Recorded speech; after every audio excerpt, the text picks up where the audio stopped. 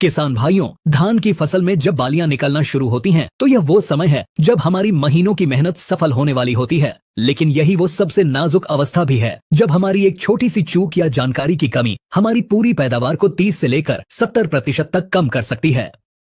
आज की यह वीडियो धान की खेती पर एक मास्टर क्लास होने वाली है। यह वीडियो लंबी जरूर होगी, लेकिन मैं आपको विश्वास दिलाता हूं कि इसे देखने के बाद आपको धान में बालियां निकलने से लेकर कटाई तक किसी भी समस्या के लिए कोई और वीडियो देखने की जरूरत नहीं पड़ेगी। आज हम विस्तार से जानेंगे कि बालियां निकलते समय लगने वाले सबसे खतरनाक कीट भूरा माहू यानी बीपीएच को जड़ से कैसे खत्म करें। हम बात करेंगे तना छेदक कीट की, जिसके कारण बालियां सफेद होकर सूख जाती हैं। हम उस कीट के बारे में भी जानेंगे जो दानों का रस चूसकर उन्हें खाली कर देता है, जिसे गंधी बग कहते हैं। इसके अलावा हम धान के सभी प्रमुख रोगों पर गहन चर्चा करेंगे, जैसे शीथ ब्लाइट जो तने को गला देता है, गर्दन तोड़ जो बाली को तने से ही काट देता है, हल्दी गांठ जो दानों की जगह हल्दी जैसे गोले बना देता है, डर्टी पैनिकल जिससे बालियां काली पड़ जाती हैं, और सबसे खतरनाक जीवाणु रोग बीएलबी यानी बैक्टीरियल लीफ ब्लाइट। अंत में हम जानेंगे कि इन सब समस्याओं से अपनी फसल को बचाने के बाद दानों का सही भराव, उनमें वजन और चमक बढ़ाने के लिए हमें कौन से पोषक तत्वों का छिड़काव करना है। तो चलिए बिना किसी देरी के शुरू करते हैं यह खास पेशकश भाग 1, धान के रस चूसक कीट और उनका महाप्रबंधन। किसान भाइयों, सबसे पहले हम उन कीटों की बात करेंगे जो हमारी फसल का रस चूसकर उसे अंदर से खोखला कर देते हैं। पहला और सबसे खतरनाक कीट भूरा माहू। यह कीट अगर आपके खेत में आ गया तो इसे कंट्रोल करना बहुत मुश्किल हो जाता है, इसलिए इसकी सही पहचान और सही समय पर नियंत्रण बहुत जरूरी है। पहचान: यह कीट पौधे के तने पर नीचे पानी की सतह के पास लाखों की संख्या में चिपका रहता है। ये भूरे काले रंग के होते हैं और जरा सा छूने पर फुदकने लगते हैं। आपको अपने खेत में हर 2-3 दिन में पौधे के तने को हटाकर नीचे जरूर जांच करनी चाहिए। नुकसान: यह कीट पौधे का रस इतनी तेजी से चूसता है कि पौधा पूरी तरह कमजोर हो जाता है।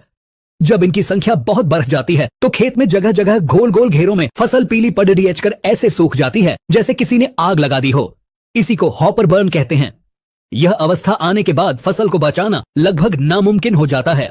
फैलने का कारण: जब मौसम में नमी ज्यादा हो, बादल छाए रहें और खेत में नाइट्रोजन यानी यूरिया का इस्तेमाल ज्यादा किया गया हो, तो यह कीट बहुत तेजी से अपनी आबादी बढ़ाता है। रासायनिक नियंत्रण: इसके नियंत्रण के लिए सही दवा का चुनाव बहुत महत्वपूर्ण है। पहला विकल्प पाइमेट्रोजिन 45% प्लस डाइनोटेफ्यूरॉन 15% WG।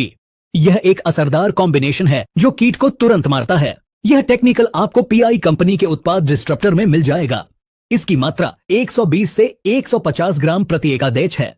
दूसरा विकल्प ट्राइफ्लूमेजोपाइरिम 10% SC। यह एक नया और लंबे समय तक असर करने वाला कीटनाशक है। यह टेक्निकल आपको कोर्टेवा कंपनी के उत्पाद पैक्सालोन में मिलता है। इसकी मात्रा 94 मिलीलीटर प्रति एकादेश है। छिड़काव में सावधानी: इन कीटों को मारने के लिए यह जरूरी है कि दवा सीधे उन तक पहुंचे। दूसरा खतरनाक कीट गंधी बग। यह कीट सीधा हमारी बालियों और दानों पर हमला करता है। पहचान: यह एक लंबा पतले शरीर वाला हरे भूरे रंग का कीट होता है। इसकी सबसे बड़ी पहचान है कि जब आप खेत में चलेंगे और यह उड़ेगा तो एक बहुत तीखी गंदी बदबू आएगी, इसीलिए इसे गंधी बग या गंधेला कीट कहते हैं। यह सुबह और शाम के समय ज्यादा सक्रिय होता है। नुकसान: यह कीट धान की बालियों में बन रहे नरम दानों यानी दूध को अपनी सूंड से चूस लेता है। जिन दानों का यह रस चूसता है वो दाने खाली रह जाते हैं। दानों पर काले भूरे धब्बे भी पडडीएच जाते हैं। रासायनिक नियंत्रण: खेत और मेद्धों को खरपतवार मुक्त रखें। इसके नियंत्रण के लिए लैम्ब्डा साइहेलोथ्रिन 5% EC की 200 मिलीलीटर मात्रा प्रति एकादेश का छिड़काव करें। भाग 2, धान के प्रमुख रोग और उनका अचूक समाधान। अब बात करते हैं उन रोगों की जो बालियां निकलने की अवस्था में हमारी फसल को बर्बाद कर सकते हैं। पहला रोग शीथ ब्लाइट। पहचान: यह रोग पौधे के तने पर पानी की सतह के पास से शुरू होता है। तने के खोल पर अनियमित आकार के बीच में भूसे जैसे और किनारों पर गहरे भूरे रंग के धब्बे बनते हैं। नुकसान: यह रोग पौधे के भोजन बनाने की प्रक्रिया को रोक देता है। जब संक्रमण ऊपर बाली तक पहुंच जाता है तो दाने बिल्कुल नहीं भरते और बालियां खोखली रह जाती हैं। रासायनिक नियंत्रण: पहला विकल्प हेक्साकोनाजोल 5% EC की 250 मिलीलीटर मात्रा प्रति एकादेश। दूसरा विकल्प एजॉक्सीस्ट्रोबिन 18.2% प्लस डाइफेनोकोनाजोल 11.4% SC। यह टेक्निकल आपको सिंजेंटा के उत्पाद एमिस्टार टॉप में मिलता है। इसकी 200 मिलीलीटर मात्रा प्रति एकादेश प्रयोग करने से शीथ ब्लाइट समेत कई रोगों की रोकथाम होती है। दूसरा रोग गर्दन तोड़ डीएच। यह धान के ब्लास्ट रोग का ही एक रूप है और सबसे विनाशकारी है। पहचान, इसमें धान की बाली के ठीक नीचे गर्दन वाले हिस्से पर भूरे या काले रंग का एक धब्बा बनता है जो धीरे धीरे पूरी गर्दन को गला देता है। नुकसान, गर्दन पर संक्रमण होते ही बाली तक भोजन पानी की सप्लाई रुक जाती है। इससे पूरी बाली सफेद होकर सूख जाती है और उसमें एक भी दाना नहीं भरता, जिससे 100% नुकसान होता है। रासायनिक नियंत्रण, इसके लिए सबसे अच्छा टेक्निकल ट्राइसाइक्लाजोल 75% WP माना जाता है। इसकी 120 ग्राम मात्रा प्रति एकड़ डैच बालियां निकलने से ठीक पहले यानी गबोट अवस्था में करना सबसे फायदेमंद होता है। तीसरा रोग हल्दी गांठ। पहचान, इसमें धान के कुछ दानों की जगह पर बड्ढे बड्ढे मखमली पीले नारंगी रंग के गोले बन जाते हैं। बाद में ये गोले हरे या काले रंग के हो जाते हैं। फैलने का कारण, जब बालियां निकल रही हों और आसमान में बादल हों, रुक रुक कर बारिश हो और हवा में नमी बहुत ज्यादा हो, तब यह रोग फैलता है। रासायनिक नियंत्रण, रोग आने के बाद इसका नियंत्रण मुश्किल है, इसलिए रोकथाम ही उपाय है। गभोट अवस्था में प्रोपेकोनाजोल 25% EC की 200 मिलीलीटर मात्रा का छिड़काव करें, या फिर जैसा पहले बताया एमिस्टार टॉप का छिड़काव भी इस पर बहुत प्रभावी है। चौथा रोग बैक्टीरियल लीफ ब्लाइट। यह एक जीवाणु जनित रोग है, यानी यह बैक्टीरिया से फैलता है। पहचान, पत्ती के किनारों से या नोक से एक लहरदार तरीके से पीलापन शुरू होता है और पत्ती नीचे की ओर सूखने लगती है। नुकसान, यह पौधे की हरी पत्तियों को सुखा देता है, जिससे भोजन बनना बंद हो जाता है और दाने पूरी तरह से नहीं भर पाते। रासायनिक नियंत्रण, इस पर फफूंदनाशक काम नहीं करते। इसकी रोकथाम के लिए कॉपर ऑक्सीक्लोराइड 500 ग्राम के साथ स्ट्रेप्टोसाइक्लिन या कोई अन्य एंटीबायोटिक 12 ग्राम मिलाकर प्रति 1 DDH छिड़काव करें। खेत में पानी का निकास अच्छा रखें और इस अवस्था में यूरिया का प्रयोग बिल्कुल न करें। भाग 3, अन्य प्रमुख समस्याएं और उनका समाधान। समस्या 1, सफेद बाली।